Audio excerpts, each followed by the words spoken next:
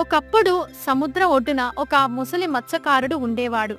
అతను చాలా పేదవాడు మరియు తన భార్య మరియు 3 పిల్లలను పోషించడానికి ప్రతిరోజు కష్టపడేవాడు. అతని మొదటి 3 ప్రయత్నాలు శిథిలాలు తప్ప మరేమీ తీసుకురాలేదు. ప్రతి ఉదయం అతను మంచి క్యాచ్ కోసం ఆశతో 4 సార్లు తన వల విసిరాడు. బరువెక్కిన హృదయంతో అతను 4వ మరియు చివరిసారిగా తన వల విసిరాడు. అతని ఆశ్చర్యానికి నెట్ భారీగా ఉంది. ఉత్సాహంగా అతను దానిని పైకి లాగాడు. కానీ ఆ వలలో సీలు చేసిన ఇత్తడి కూజా మాత్రమే కనుగొనబడింది. అందులో నిధి ఉండవచ్చని భావించి దాన్ని తెరిచాడు. ఆ ఇత్తడి కూజాలో నుంచి ఒక భారీ పొగమేఘం ఉద్భవించింది. ఇది ఒక ఎత్తైన జెనీగా ఏర్పడింది. నన్ను విడిపించినందుకు ధన్యవాదాలు అని జెనీ విజృంభించింది.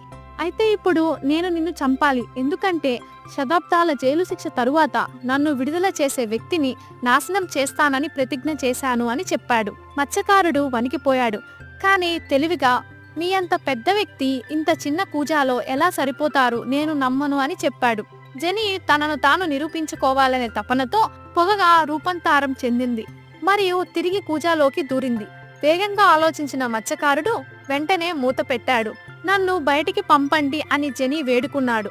నేను మీకు సంపద మరియు భద్రతను ఇస్తాను అని చెప్పాడు. మత్స్యకారుడు, మీరు నాకు ఎప్పుడూ హాని చేయనని మరియు నా కుటుంబానికి సహాయం చేస్తానని వాగ్దానం చేస్తే మాత్రమే విడిచిపెడతాను అని చెప్పాడు. మత్స్యకారుడి మాటలకు జెనీ అంగీకరించాడు మరియు విడుదలైన తరువాత అతను తన మాటను నిలబెట్టుకున్నాడు. అతను జాలరి వలను చేపలతో నింపి అతనికి నిధులు ఇచ్చాడు. మత్స్యకారుడు తన కొత్త సంపదను ఇతరులతో పంచుకుంటూ సంతోషంగా జీవించాడు. ఈ కథ యొక్క నీతేంటంటే, వివేకం మరియు శీఘ్ర ఆలోచన చాలా గొప్ప సవాళ్లను కూడా అధిగమించగలదు.